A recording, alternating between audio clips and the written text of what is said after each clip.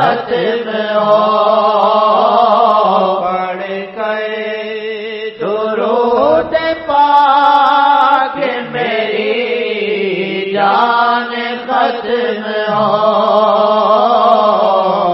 ختم جاؤ حشم نہیں مان ختم ہو پڑھ کر درود پاک تیری جان ختم ہو دل بولے دھڑکن بولے دل بولے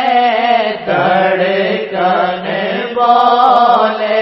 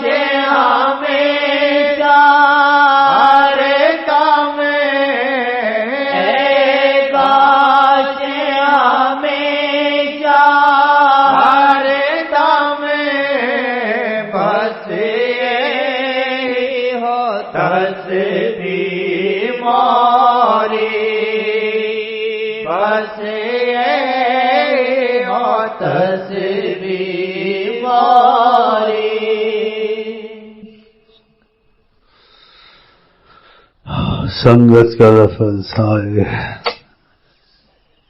سنگت کا لفظ پھر ان کے ساتھ کیسے بولے رحمت للعالمین ہے تو گنجائش ہے بولنے کی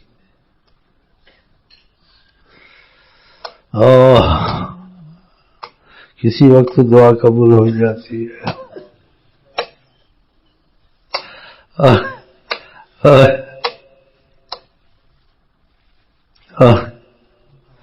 نہ کہیں سے دور ہے منزل ہے نہ کوئی قریب کی بات اس میں کوئی کرے گا کیا یہ فقط نصیب کی بات ایک تو سننے سنانے تک ہے تو سب نے کہا تو بہت اچھی بات ہے لیکن اچھی بات تو ہے نصیب بھی ہو جائے تو نصیب ہو جائے تو پھر عمل کرے تھوڑا ایک صحابی نے آپ کی سنگت کی درخواست کی کہ میں چاہتا ہوں آپ کی سنگت آپ کے ساتھ رہوں کہا انی علی کثرت سجود مدد کر میری کہ میں بھی تیرے لیے کوشش کروں گا لیکن تو بھی کوشش کر خدا کو سجدے بہت کر نفل پڑھ کہ خدا تجھ پر کرم کر دے گا میرا ساتھ سے نصیب ہو جائے گا تو نفلیں پڑھا کریں رمضان میں تو بہت زیادہ پڑھا کریں رمضان کے بعد ہی پڑھا کریں یہ نسخہ آقا جی نے بتایا ہے ہاں پڑھتے بھائی چھوڑ دیتے ہیں سننا سنانا اس کی طلب نہ کرنا یہ کوشش کر کے نفلیں زیادہ پڑھیں 100 نفل کو 1 گھنٹہ نہیں لگتا سورۃ فاتحہ کے ساتھ قل واللہ احد ملا کے پڑھیں 1 گھنٹہ نہیں لگتا نفلوں میں اتنی برکتیں رحمتیں ہیں آقا نے فرمایا خدا اس کا ہاتھ بن جاتا ہے کہ جو چاہتا ہونے لگ جاتا بتا چھوڑنا چاہیے دنیا تمہارے ہاتھ میں کہاں آتی ہے جب آتی ہے 1000 ذلت سے آتی ہے پھر مرتے سب کچھ چھوڑ جاتے ہو ایمان بھی ساتھ خطرے میں بچتا ہے پتہ نہیں بچتا لیکن ان چیزوں سے ایمان بھی بچتا ہے دنیا بھی ہاتھ سے نہیں جاتی ہاں جس پر خدا رسول راضی ہو جائیں اس کے لیے ہر چیز مسخر ہاں خدا بندے سے خود پوچھے بتا تیری رضا کیا خدا اس کا ہاتھ بن جاتا ہے مطلب کہ جو چاہتا ہونے لگتا ہے تو نفلوں پہ زور دیں اور قرآن شریف کی بہت تلاوت کریں ہاں اس کی ایک تو طریقہ یہ ہے جیسے پڑھتے ہیں 3 دن میں ختم کرنا سے کم میں کچھ نہ سمجھا یہ سمجھنے والی بات ہے اور جو فیض کا مسئلہ وہ دوسرا ہے طریقت میں کہ 1 دن میں بھی ختم کرو اس کا اس سے تعلق نہیں وہ مفہوم علیحدہ ہے 10 سپارے پڑھو 20 سپارے پڑھو لیکن اس طریقے سے پڑھو کہ قرآن شریف پہ سطر پہ نظر رکھیں اور دل پر وہ آیت چلے دل پر اور نظر میں زبان ذرا سی ہلاؤ بس 5 منٹ 7 منٹ 10 منٹ میں سپارہ ختم ہو جائے گا وہ فیض آپ کو آ جائے گا یہ ایسے مسئلے طریقے کے سمجھ میں نہیں آتے، لیکن فیض تم کو مل جائے گا، قرآن کی فائدے رحمتیں ساری آ جائیں گی۔ جیسے بعد میں شاید پہ کرم ہوتا ہے، اگر وہ کسی کو لکیر مار کے لکھ دیں یا کچھ چیز ایسے نیت کر کے لکھ دیں، سورۃ یاسین کی ایسے نیت سے یا اس لکیر میں، سمجھے سارا قرآن ساری صورت آ گئی اس میں بغیر پڑھنے کے۔ یہ ایسی چیزیں سمجھ میں نہیں آتی، لیکن کچھ نہ کچھ تمہارے فہم کے قریب میں نے کر دیا۔ اگر آپ چاہتے ہیں خدا رسول کا قرب نصیب ہو، نبی کے کی محبت نصیب ہو، قرب نصیب ہو، تو نفلوں میں زیادہ زور لگائے۔ ہاں، پڑھنے والے 1000 بھی پڑھ لیتے ہیں، 2000 بھی پڑھ لیتے ہیں، 500 بھی پڑھ لیتے ہیں، لیکن جس کی دل سچی ہوتی ہے وہ پھر محنت کرتا ہے نا، تو اس محنت سے تو وہ نہیں مل سکتے، لیکن یہ تو ثبوت ملتا ہے کہ اس کو اس چیز کی طلب ہے، سچا ہے، تو پھر کرم کا تقاضا کھل جاتا ہے، ورنہ مجاہدے سے ریاضت سے خدا رسول کو کوئی نہیں پا سکتا، لیکن کرم کا تقاضا آ جاتا ہے، اس کو پیاس سچی ہے۔ ہاں، تو پھر یہ اگر سچے بنتے کہ اللہ آپ کو نعمت، ان کے تذکرہ بھی کوئی رحمت سے خالی رحمتیں ہوتی ہیں، لیکن آپ سے تعلق و رابطہ پیدا ہو جائے، آپ مل جائیں، تو اس سے بڑی نعمت کون ہے، وہ کون سی ہے؟ تو پھر یہ نفلوں پر زور لگائیں،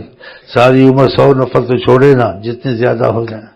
قرآن شریف مہینے میں ایک تو ختم لازم آپ کریں، اس کے بعد کوشش کے 3-4 ختم روز ہو، تو مہینے میں ہو جائیں، 5-6 ہو جائیں، 10 بھی ہو جائیں تو ہو سکتے ہیں، 15 بھی ہو سکتے ہیں، لیکن یہ وہی کرے گا جس کے دل میں سچی محبت ہے، سچی پیاس ہوگی۔ تو طریقہ میں نے بتا دیا ہے کہ آیتوں پہ نظر رکھیں اور دل اور دماغ سے گزاریں اس کو، اور زبان ہلکی ہلکی ہلاتے رہیں، تو 10 منٹ میں سپارہ ختم ہو جائے گا۔ باقی دوسرا طریقہ جو ہے وہ علیحدہ ہے، وہ تھوڑا زبان سے پڑھا تو آدھا گھنٹہ لگے گا، پونا گھنٹہ سپارے کو، اس میں 10 منٹ لگیں گے، لیکن فیض تم کو سارا مل جائے گا کہ طریقت میں شیخ کے پیچھے اندھا ہو کے چلے، کہ فائدہ پھر قائل کر دیتا ہے۔ خدا آپ کو ہم کو زیادہ نفلوں کی اور کثرت قرآن کی تلاوت نصیب کرے۔ آقا جی کا خیرکم، تم میں سے بہتر وہ ہے، خیرکم تم سے اچھا سب سے وہ ہے، اس کا مطلب یہ ہے من تعلم القرآن و علمہ، جو قرآن سیکھے یا سکھائے۔ لیکن یہ فائدہ مستقل تب ہوتا ہے ایک چیز کو مستقل کیا جائے، ادھوری کرنا بیچ میں فائدہ رہ جاتا ہے نا، کرنا پھر چھوڑنا، کرنا پھر کیسے۔ آپ نے کہا احب الاعمال الی اللہ ادومھا وان قل، اللہ کے ہاں زیادہ پسندیدہ وہ اعمال ہیں جس میں ناغہ نہ ہو، دوام ہو، وان قل، اگر وہ کم ہی ہو۔ آپ 100 لا الہ الا اللہ رکھ لیں کہ اس کو نہیں چھوڑنا، زیادہ کر لیں کوشش، نہیں ہوتا 100 کو نہیں چھوڑنا، 100 درود شریف نہیں چھوڑنا، 100 استغفر اللہ نہیں چھوڑنی ہے، قرآن شریف کا پاؤ سپارہ یا 2 ورقے نہیں چھوڑنے، یہ تو لازم کر لیں کہ اس کا ناغہ نہیں ہوگا، باقی زیادہ جتنا ہو جائے، کیونکہ ناغے میں نقصان ہوتا ہے، ایک دن 10 سپارے پڑھے، پھر 2 پڑھے، پھر 10 دن پڑھے ہی نہ، یہ تو ٹھیک نہیں ہے۔ یہ اس مثال کو لے لیں کہ وہ منزل پہ پہنچ گیا، کون؟ وہ جو کسی کے واقعات کیسے قرآن مثالیں ہیں کہ کچھوا چلتا ہی رہا، پہنچ گیا، وہ خرگوش بولے میں تو جمپ ماروں گا تو سیکنڈ میں پہنچ جاؤں گا، ہر جگہ سونا شروع کر دیا، وہ سوتا ہی رہا، سونے میں بیڑا غرق ہو گیا، کچھوا پہنچ گیا۔ یہ تمہاری کتابوں میں ہے نہیں تو کچھے ہی بن جاؤ تو تھوڑا کرو، ناغہ نہ کرو، اور اس کو بڑی اہمیت دو، ناغہ نہ کرنا، کیونکہ زبان پاک سے لفظ نکلے ہیں، ان کی زبان پاک سے، جن کو کہتے ہیں حضرت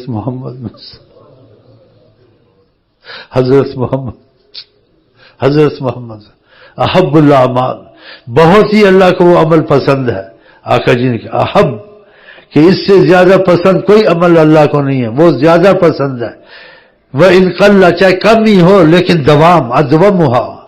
اس پر دوام ناغہ نہیں کرتا ہے تھوڑا سا، مثلا 100 میں 2%، 3%، لیکن ناغہ نہیں کرتا، اس سے اچھا جو 100%، 50% پہ چھوڑ دیتا ہے۔ یہ آقا جی نے کہا ہے، اہمیت ہے۔ 10-20 نفل رکھنے کے سے چھوڑنے نہیں، 5 وقت کی نماز چھوڑنی نہیں ہے، مسجد میں یا کہیں، 100 لا الہ الا اللہ، 100 اللہ، 100 استغفر اللہ، جو اس میں ہے کم سے کم وظیفوں میں لکھا وہ نہیں چھوڑنے،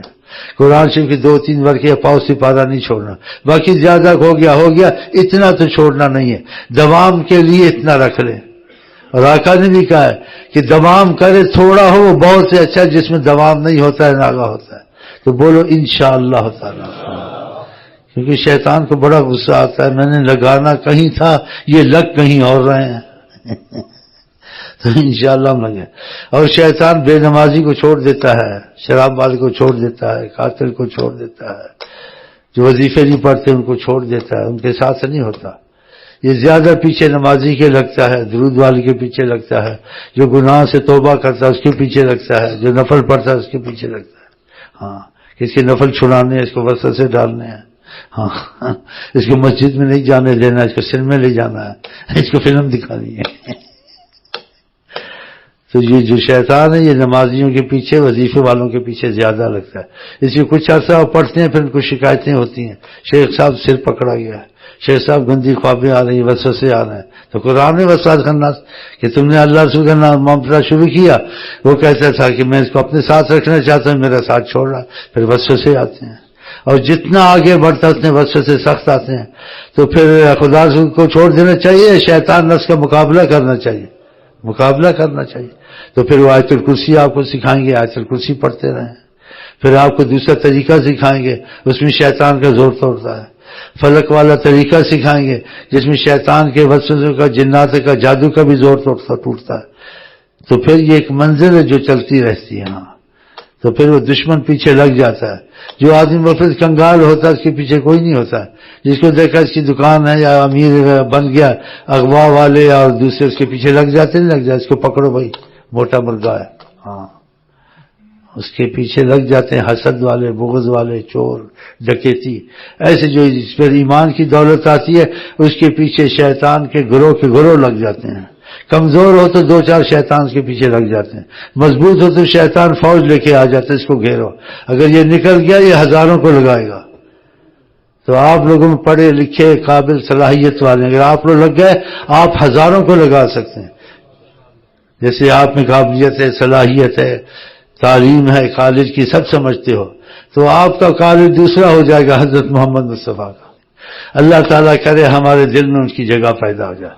ہمارا دل اللہ بن جائے، محمد مصطفیٰ بن جائے انشاءاللہ. ہم آپ کو کہتے ہیں السلام علیکم ورحمۃ اللہ وبرکاتہ. آپ کیا کہتے ہیں؟